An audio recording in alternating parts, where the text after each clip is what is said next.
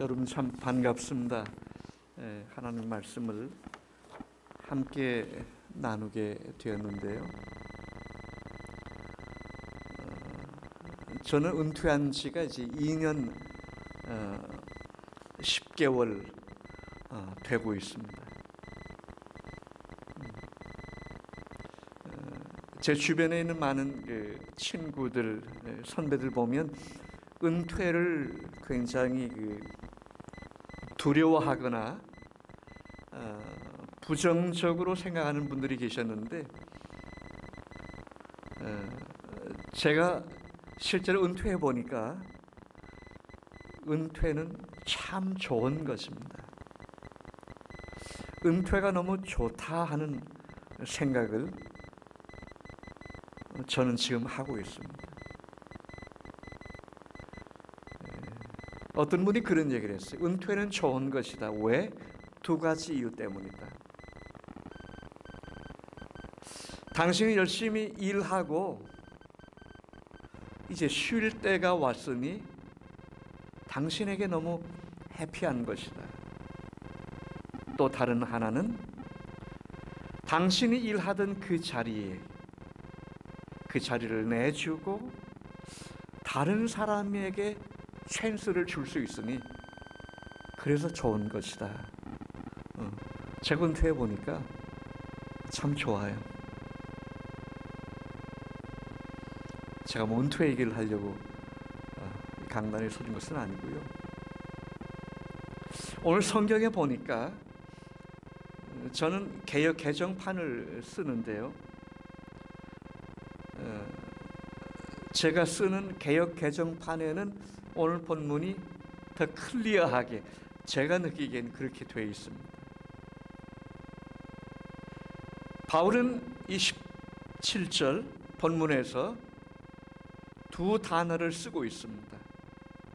하나는 복음이고 하나는 The righteousness of God, 하나님의 의라는 단어를 쓰고 있습니다. 바울이 여기서 말하는 복음이 뭘까요, 여러분? 우린 뭐 교회 이름도 뭐 복음 장로교회 우리는 복음이라는 말을 수없이 많이 들었습니다. 뭐 교회 오래 다녔으면 더군다나 그렇잖아요. 뭐 날마다 듣는 거죠, 복음. 바울이 오늘 본문에서 말씀하고 있는 복음이 도대체 뭘까요? 뭐 쉽게 말하면 바울이 지금 여기서 말하는 복음은 이런 겁니다. 바로 예수님이 복음이다라는 얘기를 하는 거예요. 예수님의 탄생, 예수님의 삶, 이 세상에서 예수님의 생애, 예수님이 전하셨던 말씀, 그리고 예수님 생애의 절정인 십자가에서 예수님의 죽으심, 그리고 부활하심, 그리고 승천은 되심이라고 이 패시브로 써야 맞는데요. 하나님께서 들여 올려 주신 거거든요. 예수님이 스스로 올라가신 게 아니고. 그래서 많은 경우 성경에는 패시브로 되어 있어요. 내가 믿는 게 아닙니다. 믿어지는 겁니다. 이 패시브를 잘 모르시면 복음을 여러분, 성경을 여러분 이해 못 하십니다. 제가 목회하면서 놀란 것은 저희 교회 장로님이신데 자기가 장로 됐다는 거예요. 자기가 믿었다는 거예요. 여러분, 우리 신앙의 본질, 내가 믿어주는 겁니까? 내가 목사 되고 내가 장로 되는 겁니까? 내가 교인 되는 겁니까? 여러분, 성경은 어디에 봐도 그런 말씀이 없습니다. 그건 자기 생각이에요, 자기.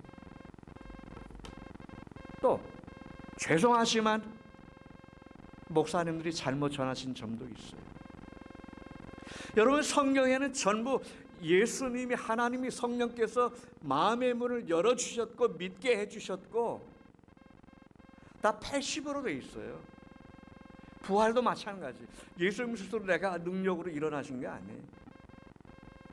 승천, 하늘로 들어 올리셨어요. 부활 되신 게 맞는 거예요. 자, 이 모든 것이 예수님께 일어났던 예수님과 관련된 모든 것이 복음입니다. 예수님 자체가, 예수님 자신이 복음입니다. 예수님 빼고는 복음을 말할 수 없습니다.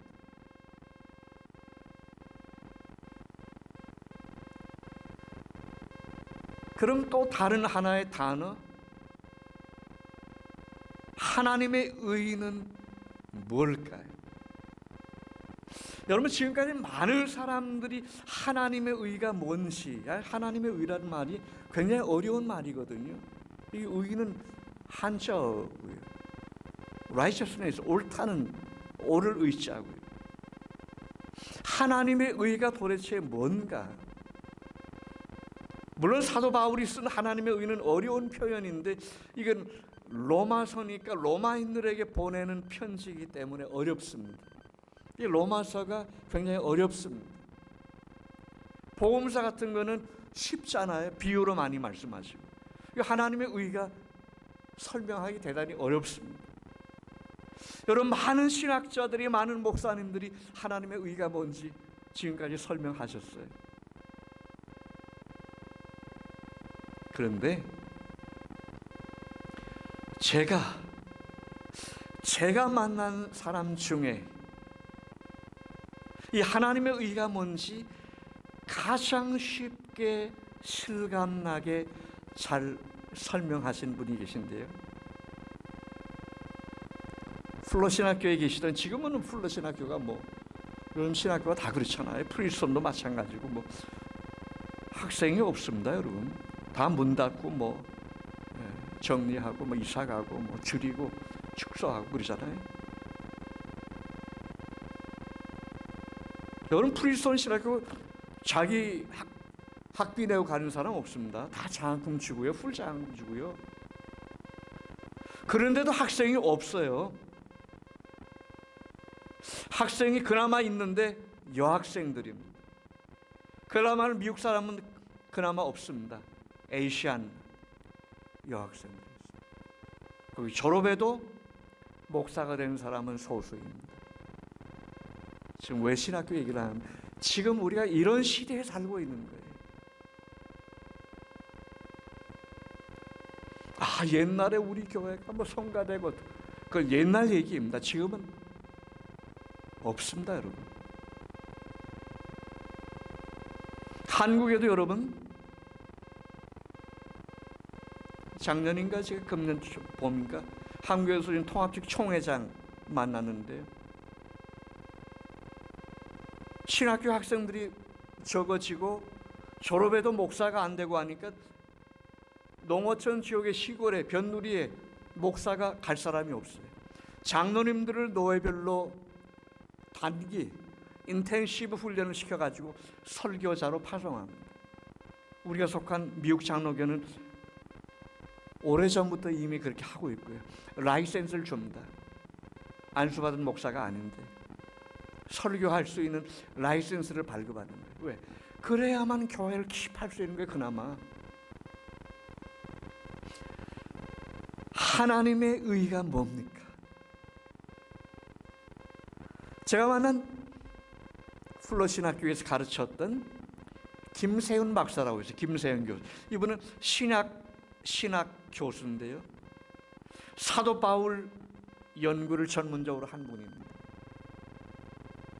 김세훈 박사가 하는 설명, 하나님의 의에 대한 설명이 제가 지금까지 듣고 배운 바로는 제일 쉽고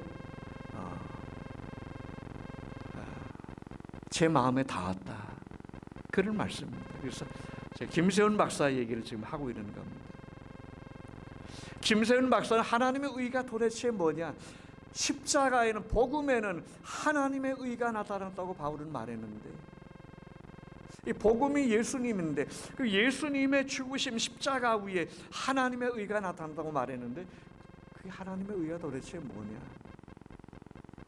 김세현 박사는요, 하나님의 아버지 노릇하심이라고 했습니다. 여러분, 이 한마디는 여러분 마음속에 꼭 기억하셔야 해요. 저도 플러싱 학교 공부한 지 오래됐는데 절대로 이 말은 잊어버리지 않습니다. 하나님의 아버지 노릇하심, 그게 복음에 나타났다. 십자가 위에 나타났다. 예수님의 삶과 죽으심에 나타났다. 하나님께서 아버지 노릇하시는 게 나타났다. 여기다 부모님들이시죠? 네. 저도 두 아들의 아버지인데요. 여러분, 부모 노릇하는 게 얼마나 어렵습니까? 아버지 노릇하는 게 이제 부모 노릇하는 건데요. 어머니 노릇하는 게 그게 얼마나 여러분 쉽던가요? 요즘 젊은 사람들이 결혼을 안 하잖아요. 절반 이상이 안 합니다. 한국이나 미국이나 똑같아요. 왜 안 해요?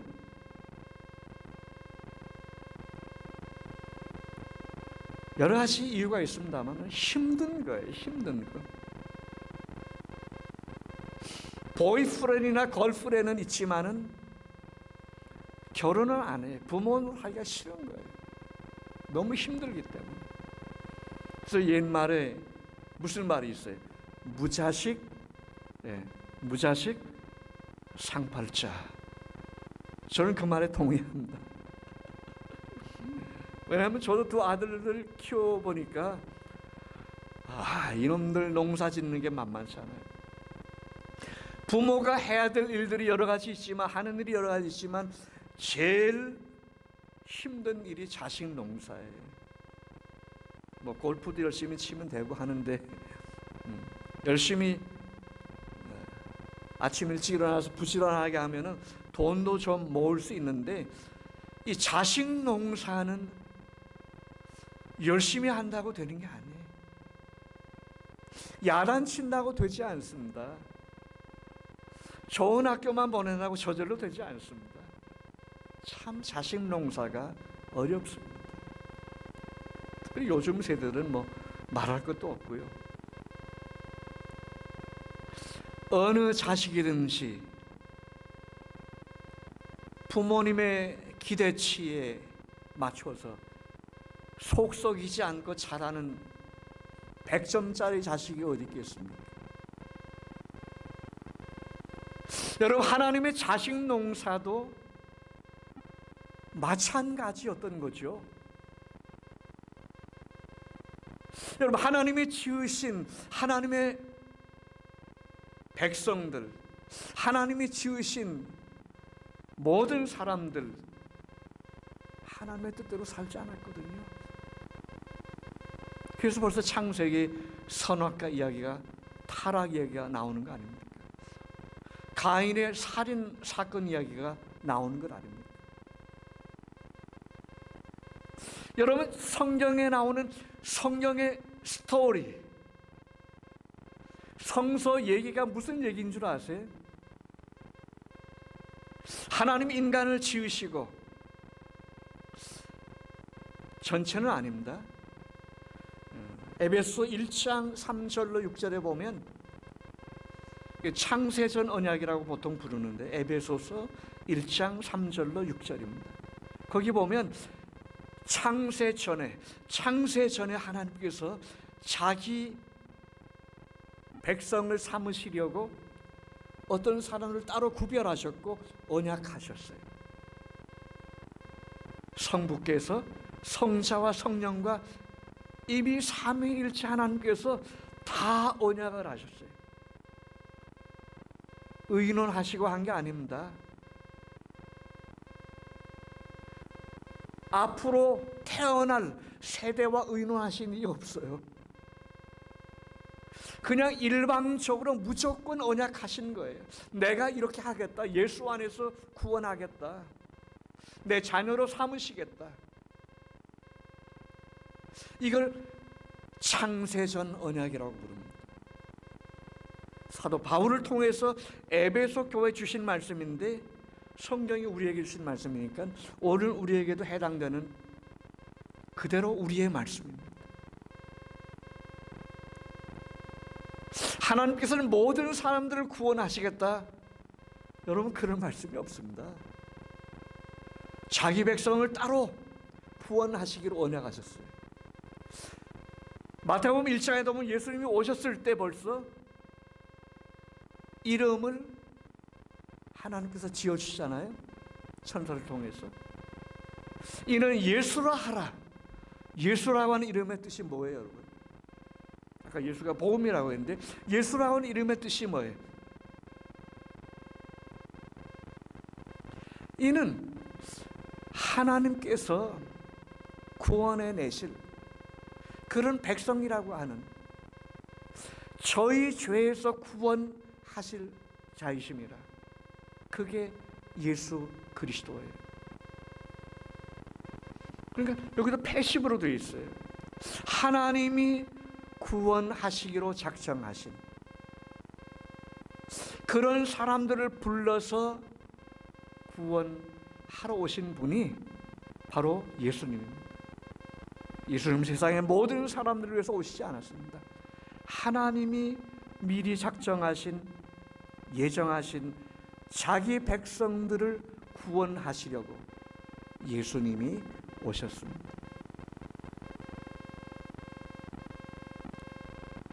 여러분, 이런 성경의 이야기는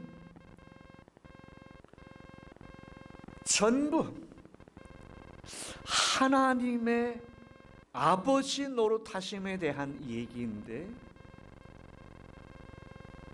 여러분, 성경 얘기가 재미있는 것도 많습니다만은 얼마나 아프고 기다리고 힘들고 안타까워하고 하는 이런 이야기들입니다.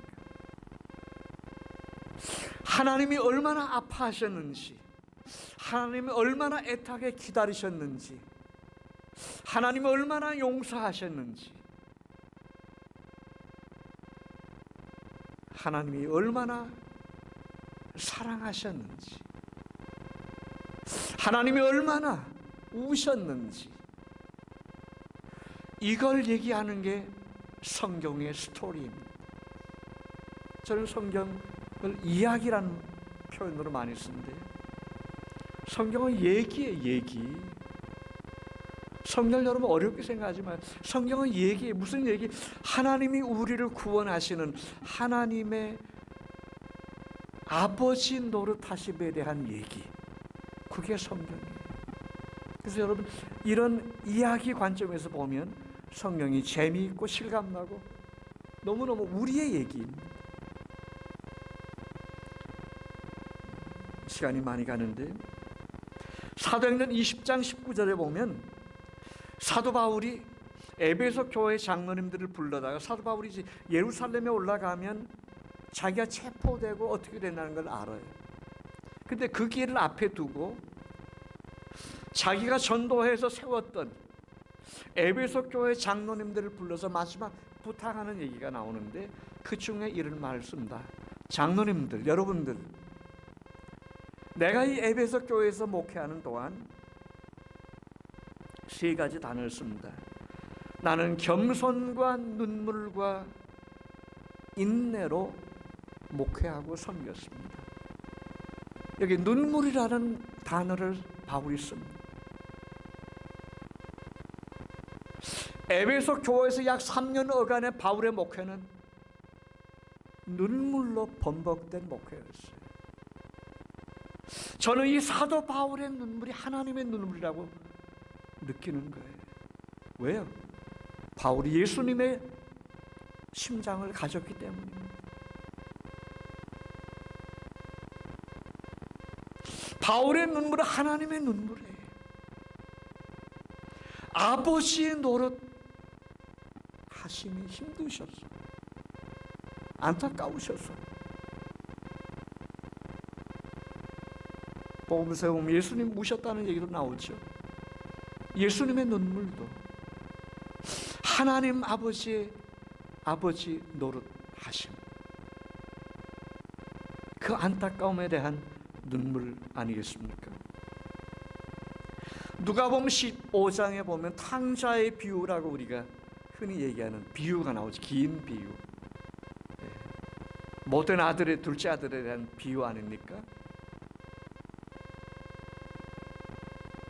집 나가서 아버지를 부끄럽게 하고 그리고 실패해서 빈 털터리로 살다가 돌아오는 이 아들. 자, 그런데요, 뭐 이 비유는 다 아니까 비유를 설명하려고 하는 게 아니고요. 엘버트 슈바이처 여러분 잘 아시는 성자라고 불리는 슈바이처 박사가 의사죠, 의사. 근데 이분은 신학자이기도 합니다. 특별히 예수님의 생애에 대한 것을 많이 연구한 신학자입니다. 엘버트 슈바이처 박사가 질문합니다. 왜 그 아버지는 둘째 아들을 찾아가서 데려오지 않았는가? 세상에 그런 아버지가 있을까? 아니, 답답하게 한심하게 바보처럼 왜 집에만 저렇게 주저앉아 있는가?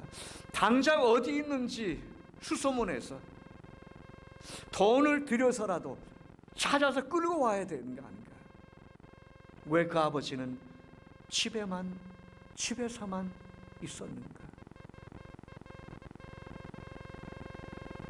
그 아버지는 하나님 아버지 그림자잖아요. 하나님 그림자잖아요. 탕자가 우리의 그림자고요.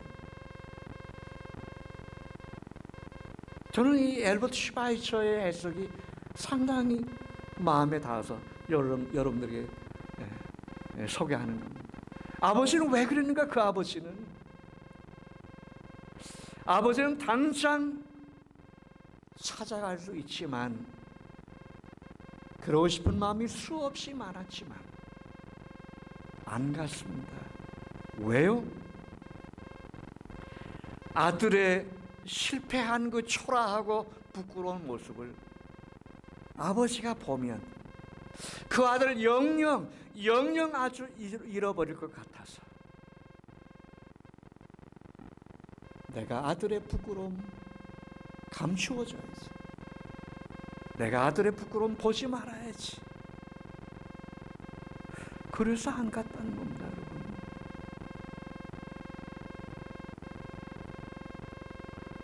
여러분, 우리가 이 땅에 살면서 때로는 이런 하나님의 모습을 잊어버리고 하나님은 바보 같아. 하나님 어디 주무시고 계시나? 하나님은 딴 세상에 계시잖아.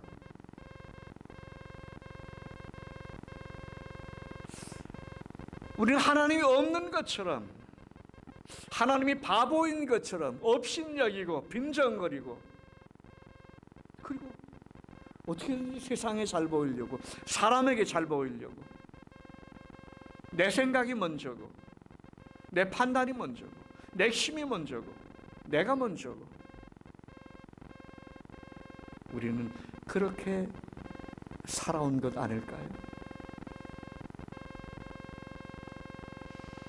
여러분, 인류의 역사, 정치, 사회, 문화가 전부 뭡니까? 오늘 우리가 말하는 올바른 것, 우리가 말하는 정의, 그 본질이 뭘까요? 우리가 말하는 의의 본질이 뭘까요? 아, 이게 옳은 것이야. 우리가 생각하는 옳은 것이 뭡니까? 이기는 겁니다. 어떻게 해서든지 경쟁하고 싸우고 또 싸워서 이기는 게 우리는 의롭다고 생각하고 정의라고 생각합니다. 지는 건 정의가 아니에요.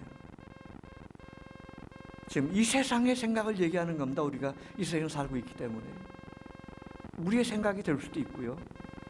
지는 건 정의가 아니에요. 지면 안 되는 거예요. 무조건 수단과 방법을 가리지 않고 싸우고 또 싸워서 이겨야 되는 거예요.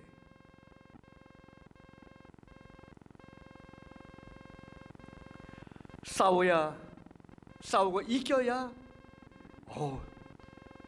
잘했네, 승리했네, 명분도 있고, 그리고 그게 정의라고 우리가 믿기 때문에 그렇게 경쟁하고 싸우는 거죠.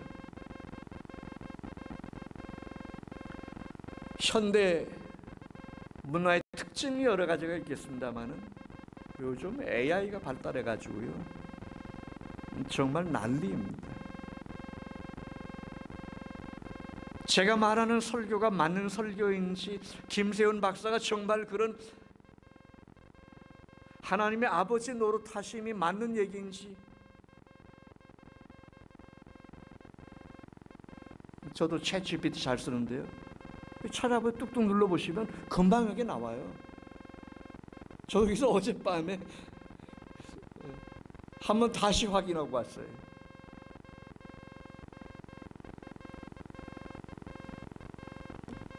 이 챗GPT가 기가 막혀요. 그냥 물어보면 신학적인 거, 교회에 대한 거 기가 막히게 정리해서, 제가 물어보지 않은 것까지 정리해서 더 물어보라고요. 김세훈 박사에서 더 물어보라고 나오더라고요. 여기. 여러분, 현대 문화의 특징이 여러 가지가 있습니다. 그런데요, 제가 말씀드리려고 하는 것은요, 폭력적이라는 겁니다. 현대 문화가 너무 폭력적이에요.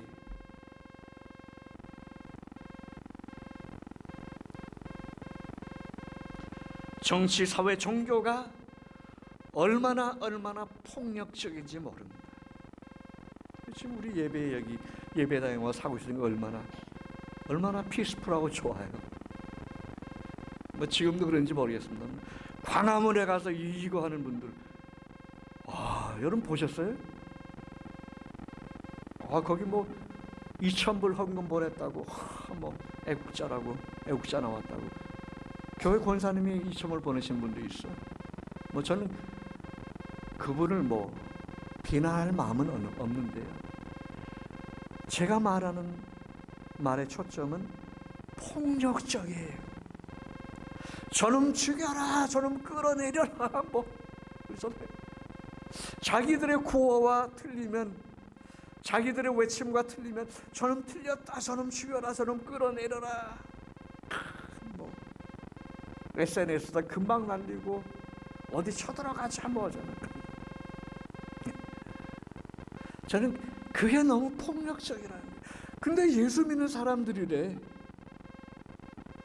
근데 이 사람들이 예수 믿는 사람들이래. 헌금인지 도네이션인지 뭐 기증인지 뭐가 뭔지 모르겠는데, 요즘 헌금하고 도네이션하고 뭐 기부금 하는 거하고 별반 차이가 없어진 것 같아요. 여러분, 하나님께 드리는 헌금은 달라야 돼요. 달라야 돼요. 여러분, 헌금이 뭔지 아세요? 헌금이요, 헌금의 핵심은 예수님의 희생의 맏아들이에요. 구약성경에 보면 제물을 맏아들로 드렸어요. 만물, 첫 번째 얻은 것, 만물, 곡식의 만물. 만물이 맏아들이신 예수님에 대한 그림자예요. 헌금을 드리는 것은 예수님을 상징하는 거예요. 예수님이 빠진 헌금, 그건 달러죠, 달러. 달러는 돈 있는 사람이 얼마든지 더 할 수 있고요, 달러 가지고 빌딩도 지을 수 있고요. 그러나 예배당은 달러 가지고 뭐지? 예배당은 헌금으로 지어지는 거예요. 예수님의 희생, 예수님이 거기 있어야 돼요.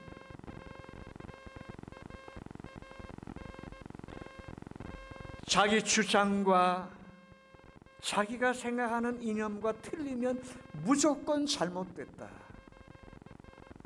소리 지르고 폭력을 정당화하는 것은 그건 잘못된 것입니다. 현대문화는 너무 폭력적입니다. 근데 놀라운 것은 교회마저 거기에 따라가는 것 아닌가. 교회마저 폭력적으로 변하는 것 아닌가. 이게 안타까운 거죠, 이게.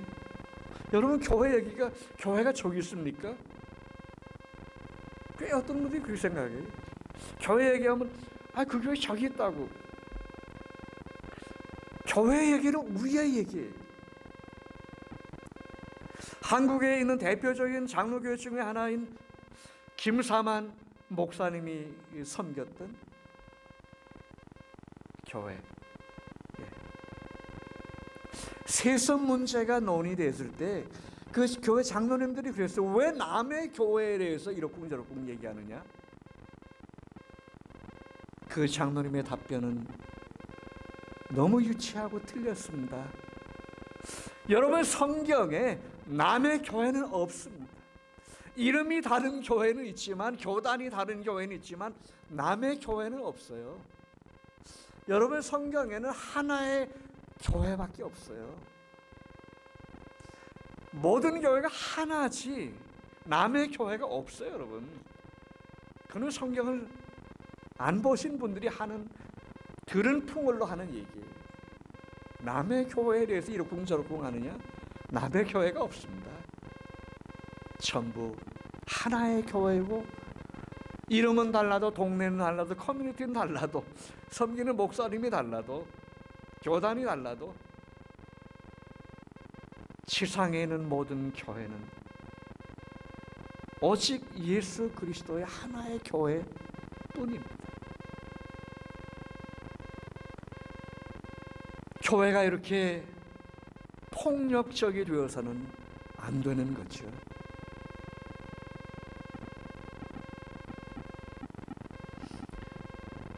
여러분, 교회는 뭘 잘못했을까요? 왜 폭력적이 됐습니까? 저를 포함해서 우리 모두의 얘기입니다. 지는 것을 교회는 말하지 못했다는 겁니다. 오직 싸워 이기는 것만 선포하려고 했어요. 싸워서 이기는 것만이 정의인 것처럼, 그게 마치 하나님이 손 들어주시는 것처럼 그렇게 설교했고, 그렇게 우리는 믿었고, 그렇게 살아온 것 아닌가. 지는 것을 말해야 되는데, 지는 것을 가르쳐야 되는데, 아니, 예수님이 이 세상에 오셔서 어디 이기시고 싸워 이기셨습니까? 예수님의 마지막이 십자가에서의 죽음인데, 예수님은 이 세상에 싸워 이기려고 오신 게 아니에요. 죽으러 오신 게 맞습니다. 저주로 온 게 맞습니다. 지시로 온 게 맞습니다. 왜? 예수님이 져주셔야, 예수님이 져야, 예수님이 죽어야 하나님의 뜻을 이룰 수 있고, 그래야만 죄인 되었던, 하나님과 원수 되었던 우리가 살아날 수 있는 길이 열렸기 때문이죠. 우리는 밤낮 싸워 이기는 것만 가르치려고 했어요. 저를 포함해서.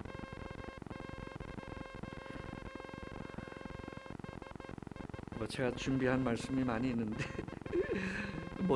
저는 이 강단에 처음 왔으니까 이쯤 하고 마쳐야 되겠습니다. 제가 은퇴하고 강단에 자주 서질 않으니까 이제 제가 마음속에 있는 것, 옛날에는 저도 장로님 무서워가지고 이 설교를 못했어요. 교회 오래 계신 권사님 눈치 보느라고 제가 막 설교를 막 못했어요. 근데 이제는 할 수 있는 거예요. 저 그 장로님하고 상관이 없으니까. 저희 장로님이 아니니까. 하나님만이 저를 판단하실 수 있는 거예요. 제가 지금 누구한테 잘 보일 이유가 없습니다. 제가 최 목사님한테 잘 보일 이유가 없고요. 여기 계신 장로님들, 권사님 여러분들한테 잘 보일 이유가 하나도 없습니다. 저는 저분에게만 잘 보이면 돼요. 그래서 은퇴한 목사가 2년 10개월 은퇴한 목사가 마음에 있는 것을 토하고 갔다, 그렇게 생각하시고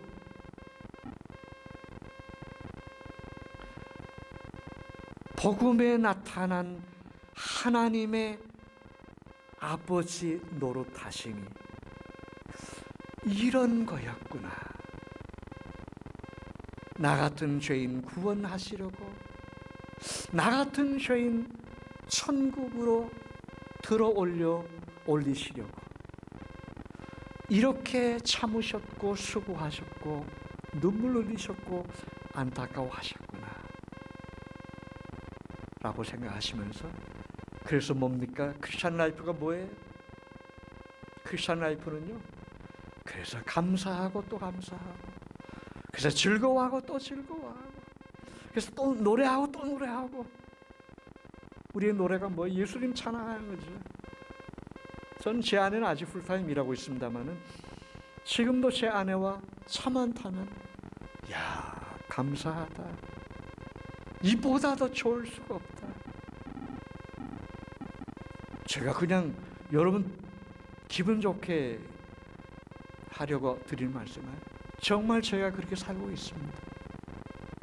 하나님이 다 하셨습니다. 은혜로 살고 있는 줄로 믿습니다. 기도하겠습니다. 우리 하나님, 주의 말씀 나누게 해주셔서 감사합니다. 복음에 나타난 하나님의 의를 통해서 우리가 얼마나 귀한 존재인지, 얼마나 하나님께 사랑받은 사람인지 늘 마음에 기억하면서 우리가 어떠한 환경에서도 감사하고 기뻐하며 찬송하며 살게 해 주옵소서. 예수님의 이름으로 기도하옵나이다. 아멘.